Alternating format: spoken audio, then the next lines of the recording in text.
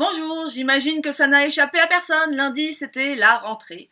Joie des retrouvailles, larmes de la séparation, découverte de la nouvelle classe. Les années passent, les rentrées se ressemblent, et avec elles, le défilé, des nouveaux cartables, des nouvelles robes, des nouvelles baskets. Comme si se vêtir de neuf allait donner un nouvel élan. Mais l'effet des nouveaux habits est aussi fugace que les résolutions du nouvel an. Alors j'ai de la chance, hein, mes enfants ne réclament pas forcément quelque chose de neuf pour la rentrée.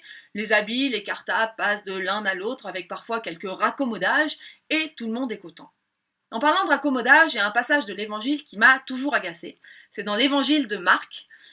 Personne ne coud un morceau de drap neuf sur un vieil habit. Autrement, la pièce tire sur le vêtement, le neuf sur le vieux, et il en résulte une déchirure pire. Mais alors Jésus, on en fait quoi de nos vieux vêtements? On les jette? Pas possible que l'évangile fasse l'apologie du jetable. Bon, vous l'avez compris, Jésus n'était pas maître ès-couture. Son message était tout autre. Il est venu pour que les hommes et les femmes changent. Enfin. Et Jean le Baptiste avait déjà annoncé la nécessité de changer radicalement.